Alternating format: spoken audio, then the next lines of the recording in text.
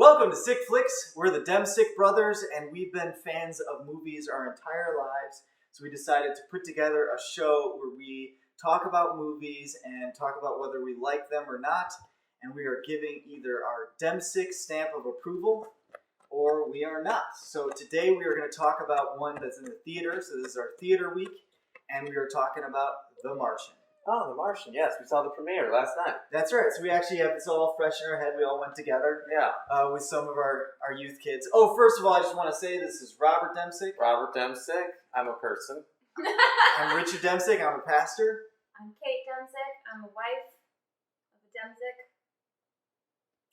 And that's all she does. And then also at the end we have John Peter Demsick. Demsick. Maybe a human. Not sure. Mostly. Half a determined. human. Sometimes a human. Okay, so we are talking about The Martian. Yes. What do you think? Oh, so I go to The Martian. I think it was actually my idea to go to The Martian. It happens to be Your favorite genre. Sci-fi movie. I'm also happen to be a physics teacher, so I definitely like the sci-fi Nerd genre. alert. But the Ridley Scott, also one of my He's a very favorite good directors. actor. I do think he's definitely one of the top He's 5 directors Blade of Runner, our time. You know, right? Blade Runner, Gladiator, Alien, Prometheus. Yeah, So he's done a that's lot one of of your very popular movies. Started the Alien franchise. If you think Yeah. about it, as director. He started Sigourney Weaver.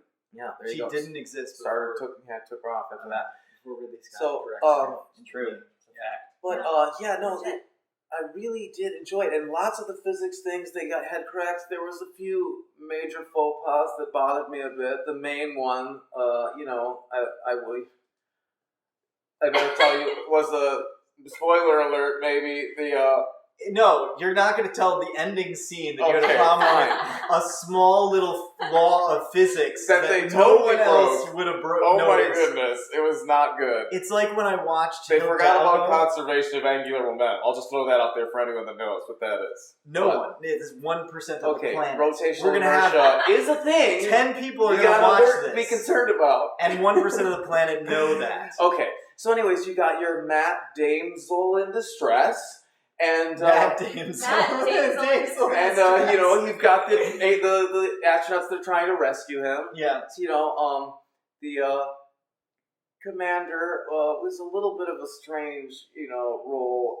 She was supposed to be like a take charge kind of girl, but she just seemed very sort of not a big factor. So that was the one actress, whatever, that I didn't really care for. The Really? actor who I Really? really I love thought. Jessica Chastain. That's Jessica. Right. Yeah, Lewis. Yeah, I thought she Jessica Chastain. kind of gave a Jessica- bit of a Jessica weak Chastain. performance. But You're chastising Jessica Chastain. I'm chastising her. Wow. What the great performance, actually, I felt like acting wise, stole the show. Was whatever Mkembe Mutombo, whatever the guy's name is. Shitwell. That's the guy. I thought Danny Glover's son did the best. Danny Glover's son was excellent. Like maybe that's It's the a very small out character. of nowhere. He Yeah. had a very He small did really role, but it was like kind of out of Yeah. nowhere. Never seen him in anything, and he was very. Did you not know it was Danny Glover's son? No, yeah, I did. I mean, David Glover? Is it David Glover? I don't know. He's something with a Something Glover. Glover. It's Donald Glover. Donald Yeah. Glover, that was it. Yeah. And no relation. That's what he says. Because there is no relation. Oh, it's Either actually way, no relation. I think Okay. he was, he should own it. Yeah. I knew it wasn't So actually. now, But he was great. I just assumed Oh, I thought it was. I just assumed when I saw the I name. assumed. They're all related somehow in Yeah. Hollywood. But anyways, they've had a lot of Racist marriages. alert. They've had a lot of marriages, Okay. in Hollywood. I mean- Okay. In Hollywood. They're all related. You know Exactly. those people. I mean actors. Actors and actresses in Hollywood. They LA. do get divorced a lot. They get a lot of divorces. Again, actors. We're talking about actors. And Okay. but the writing I thought was good. The fact that the main theme, and I guess it was a book, so I didn't read the book, but the main theme of this problem solving, there's a problem, and Hey, I'll solve it. Check out my... check out the hook while our DJ revolves it. Yeah, Yeah. okay. But anyways, the problem solving, the fact that whenever you do try to solve a problem, you always miss some things that you should have planned for, and then also something unexpected comes in. So there's multiple problems to solve, or next problems to solve, and that was the main theme of the movie that I really did enjoy. So if you're a nerd, you would definitely like this film. Well, no, or just someone who likes plot twists Okay. too. I The plot was did good. actually read the book myself. And this is one of the examples where I will say it disproves the rule that the book is always better, because it was a better movie. The characters were way more developed in the book. There's no emotional, there's no emotional core of the characters. Well, Matt Damon did an excellent job. Not only playing the role of the funny, witty, clever guy, which is true. Were there lines in the book like was he the witty, clever, botanist that he was in the movie? Because I did think there's a lot of humor in this. The first line he had that was cool about I'm like a sweet whatever BA botanist. Yeah. That was the first line that said, "Oh, this is going to be a fun movie." I'm going to science it. That's right. I'm going to science the stink out of this. Yeah. That those lines really opened up the movie and made me think, "Oh, this is going to be a fun experience to watch this." Yeah. And it was, but there was an emotional core that Matt Damon was able to express just because he's such a good actor that really wasn't in the book at all. So I did not like the book very much, but the movie was much better. Are you talking about the scenes when he was naked from behind? That was the emotional core of the character. Okay. It was, he just, in those cheeks. I think that was a stunt double. He looked so much thinner as soon as they cut to the naked guy. He did the skinny. Well, he did the skinny thing for Courage Under Fire, so he's done it before. He can do it. Well, he was broke then.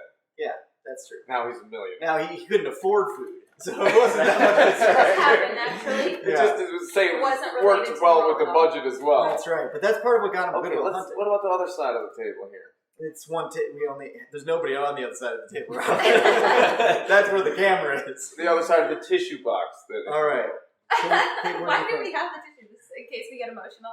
Yes, that's going to happen. That is going to happen. I really thought, because I'm also a sci-fi nerd. Like, I love sci-fi movies, and Ridley Scott is one of my favorite directors. But I really liked that it had so much humor, and it was suspenseful, and it had a lot of elements to it that I think would make it enjoyable for people that don't normally like sci-fi movies. And I thought the cast was amazing, and a lot of really good, really talented actors and actresses in it. And I thought everybody did a great job. I couldn't find an actor. I couldn't name an actor that I thought didn't give a good performance.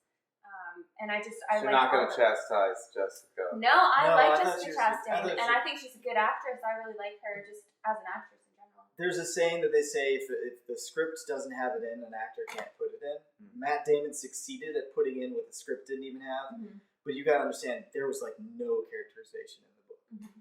Of that character. Of any of them, really. So they really added besides the Martian. Well, I thought Matt Damon did it. Is that the plants? The Martian is the potato plant? No, the Martian is the guy. Because he lived in Mars. The Martian was the potato plant. Good point. No, he colonized I think that was a better Martian. The first Martian, when he says hello, that was the real Martian. Oh, interesting. He says hi there. He was the first white He's not a Martian. That's the Martian. Well, he was. Oh, see, that was the anchor baby. Yeah, exactly. To make him a member of Mars. Okay, sure, fine. Okay. So, John Peter, what did you think? I thought it was good. I kind of agree with you with Chastain's character, but the character, not so much her. Obviously, because she was supposed to be the commander and everything or whatever. Yeah. But yeah, I like the humor. The humor was really good. Yeah, the snarky where it stood out. Yeah, definitely. Michael Pena. I was not expecting that. He seems to be in a lot of movies lately. He was an Ant-Man. Yeah. Which one was he? Michael Pena. I don't know. He was an Ant-Man. No, which one was he in this movie? He was. I don't know what his name was. I don't remember. He was Rodriguez. Rodriguez. Yeah, he's Rodriguez. Yeah. Okay. Oh, yeah. Okay. No, he's always solid. He's in a lot of movies. Yeah, and he was funny too. I think he could have gotten more time. Yeah. And then I know a lot of solid actor. Yeah. References to other stuff, and then a lot of actors who were in that movie and the other stuff. Yeah. Right. Well, one thing that I think is really worth noting is your comment about Interstellar. What was my comment? You mean that was John Peter's comment about it? I thought that was your comment. No, it was you were making a comment about Interstellar. Yes. Yes. What was your comment, John Peter? That it's basically the other end of the story of Interstellar, especially since Matt Damon Matt Damon played both characters who were lost on the planet. Yeah. Right. So instead of the guy It's who left behind being the antagonist, this time he was the protagonist. Exactly. Yeah. And Jessica It was Chastain was the in better Interstellar as Interstellar. well. Yeah, That's no, true. actually, I will say Interstellar is a better movie, so I'm not going to put this above Interstellar. But on the other hand, the villain of this movie, in a sense, ends up being, Dumb and Dumber, Jeff Daniels, who I think is a good actor. Someone's home, but we're going to just continue. Kate's going to get that, I guess. We'll keep filming here.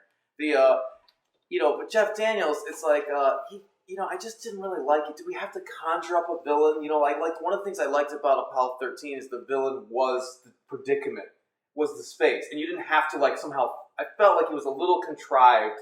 Well, making him into the villain of the head of NASA. It was funny. One thing I made a joke about is the ending credits had a thing for each actor and actress, and I was thinking this film seems to have an inflated sense of self. This is not Apollo 13 was what I was thinking. This is not to the level of Interstellar quality or Apollo 13 quality film, and I was thinking that they don't think that it's that good a movie, do they? The director. I mean, it's close. I mean, it might have been up near Apollo 13. I definitely. You love Apollo 13. I know. That's a huge compliment. Tom Hanks. Yeah. Well, Ron Howard. Yeah. Ron Howard. I've done a lot of. Of course, Ridley Scott. But Ridley Scott, I would put right up there with. Yeah, with Ron Howard, I would too. Well, let's do our. Let's do it. So, of approval. I would definitely say The Martian is not a sick flick. Actually, even though I really enjoyed it and I really liked it, I loved the experience. But it's just, they were great. There was some cool cinematography with the sweeping shots. Didn't look too CG. They looked pretty good. I was wondering if that last letter was going to come sweeping aerial shots, but still, it just there's a couple things that made it not work for me. Just the commander having a bit of a wooden performance, I felt like, and then the writing, the contrived villain bothered me. I need a good villain to like the movie, not just a good. The protagonist was great, Matt Damon was great, the Snarky comments, loved him. So I still loved watching it. I think I'd say worth watching, not a sick flick. So fail on that for me. I also felt like it was not a sick flick. Loved Matt Damon. He did an incredible job. I think it was well directed for the most part. Definitely watchable film.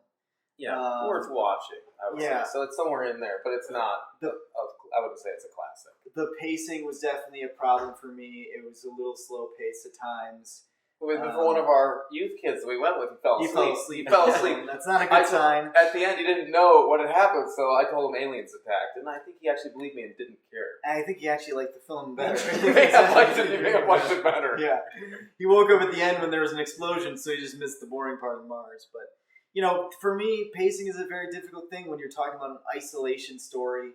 Also, I still do think that they could have written in more character development for Matt Damon, given that in for an example, 127 Hours, which is a survival film, I thought was really good. Yeah, I thought it was really good. It did a lot more to show you the emotional struggle of a survivor, and there was that missing in the book too. Oh yeah, so, I wasn't looking forward to that, so I appreciated that was not there. Okay.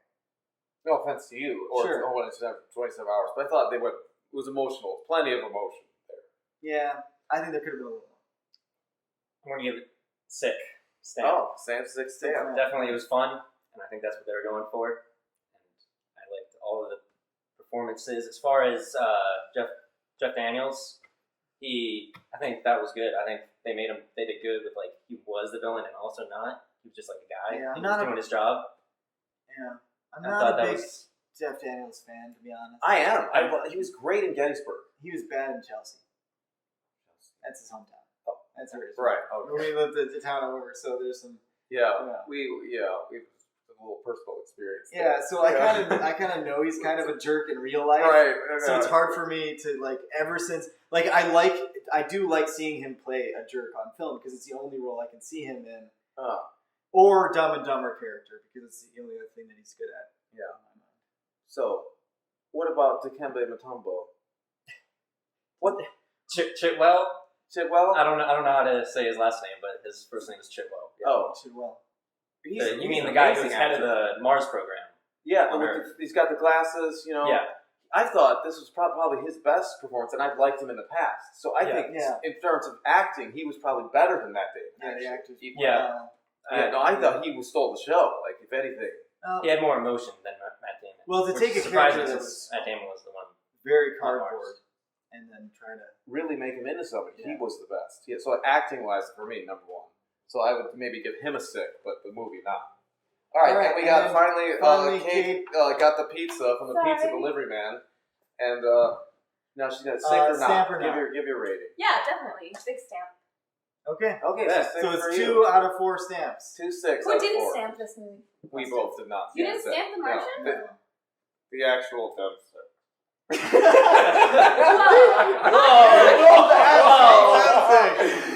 Spoiler alert! All right, well, hope you enjoyed that episode, and we'll be back next week for another Sickflix.